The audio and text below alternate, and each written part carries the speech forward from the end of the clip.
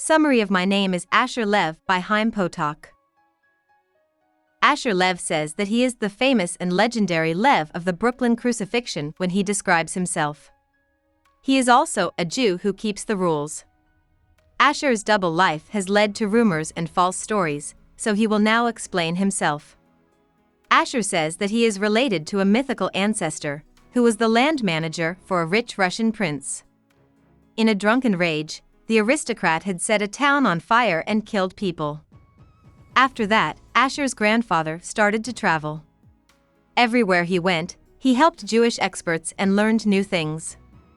Asher learned as a child that non-Jews, or people from the Sitra Akra, act like Russian noblemen. On the other hand, observant Jews try to bring the master of the universe into the world, just like Asher's grandfather did. Asher's grandfather was a smart scholar who also worked as a messenger for the Ladover Rebbe until a Russian farmer killed him in a brutal way. Asher, who was born in 1943 in Brooklyn, is the only one of these people who can draw well. When Asher was young, his father, Aryeh, moved a lot on the Rebbe's business. So did Asher's uncle Yaakov, who is his mother's older brother. When Asher is 6 years old, Rivka hears that Yaakov died in a car accident. Rivka is almost destroyed by Yaakov's death. For months, she rarely leaves her room, and sometimes Asher hears her talking to Yaakov.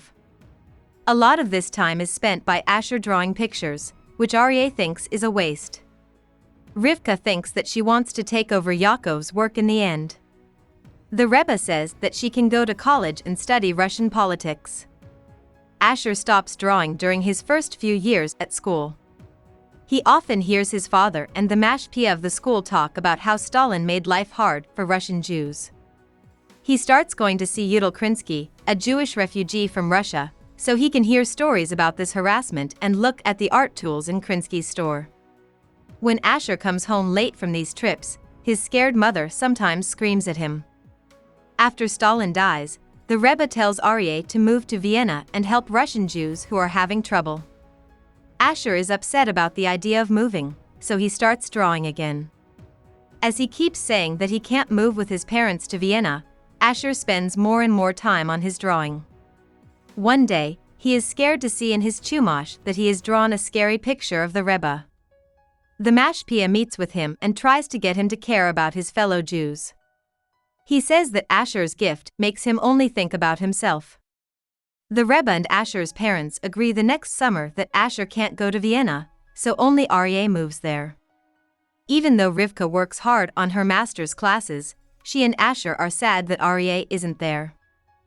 Rivka gets Asher his first set of oil paints, which makes him even more interested in art and less interested in learning Torah. Asher also starts going to the art museum and making copies of pictures of Jesus and naked people. When Aryeh comes home to visit, he is very angry to find out what Asher has been doing. He tells Asher that his drawing is from the other side and that he should not give in to it. Asher works harder in school after Aryeh goes back to Europe, but he doesn't stop drawing and painting. Asher meets with the Rebbe right before his bar mitzvah. The Rebbe has asked Jacob Kahn, a well-known artist who is not a religious Jew, to be Asher's guide. Asher is very happy, but Aryeh is ashamed of how far apart he and his son are getting, so he can't even be happy about Asher's bar mitzvah. A few months later, Asher makes his first trip to Jacob Kahn's workshop. He also talks to Anna Schaefer, who is Kahn's agent. Jacob Kahn tells Asher that he is about to start living in a Goyish, pagan way. But he agrees to help Asher for the next 5 years. During that summer, Asher studies with Jacob and learns to draw naked figures, among other things. Rivka plans to move to Europe to help Aryeh with his work. Asher is convinced to move in with his uncle Yitzchak, even though he doesn't want to. Asher spends the summer with Jacob Kahn in Provincetown, Massachusetts, after his mother leaves. During the summer, he keeps praying and keeping kosher, and he celebrates Jewish holidays with joy and excitement while working on his art. When his parents come to visit, Aryeh still doesn't like Asher's art, and Rivka feels like she has to choose between them. Asher starts going to Brooklyn College and keeps going to school. Asher's parents move back to Brooklyn after he has a couple of good art shows. People are starting to say that Asher is better than his master, and that he and Jacob are growing apart. Aryeh tries to get to know Asher better by asking him questions about art. But he is happy that Asher wants to spend some time traveling in Europe. Asher is in Florence, Italy, and the works of Michelangelo have a big impact on him. As he goes through Italy and Paris, he meets some of his father's ladover friends and is moved by the thriving yeshivos that Aryeh has built over the course of his work. He plans to spend some time in Paris. He starts drawing his mythical grandfather and scenes from his Brooklyn neighborhood for the first time in a long time. He also thinks about the pain his mother felt all her life because she was torn between him, Aryeh, and her own fears and wants. He works on 2 drawings, and in both of them, the Brooklyn apartment window looks like Jesus on the cross. In the second picture, he shows his mother tied to the shape of a cross, with her head cut into 3 pieces so that she can look up at himself and his father. Anna Schaefer brings Asher's works from Brooklyn, which include the 2 crucifixions, back to New York for an upcoming show. Asher goes back to live with his parents a few days before the show. His parents are happy to see him, and they plan to go to the show because Asher says there are no naked people in his works. He goes to see Jacob Kahn one more time. Asher worries about the paintings of the execution in the days before the show because he knows how much they will hurt his parents. But he doesn't know how to tell them what they're about to see. When Aryeh and Rivka see the crucifixions at the show, they are shocked and terrified. They leave the room in silence. Even though most reviews of Asher's art are positive and most of it sells for high prices, his family and community don't treat him well after the show. Asher tries to explain to his mother that he used the shape of a cross because he liked the way it looked, not because he wanted to insult God. She hears, but she doesn't understand, and she can't tell Aryeh what's going on. The Rebbe talks with Asher and tells him that even though he knows what Asher has done, this community can't accept it because Asher has crossed a line. Asher is told to leave the Brooklyn Ladover neighborhood by the Rebbe.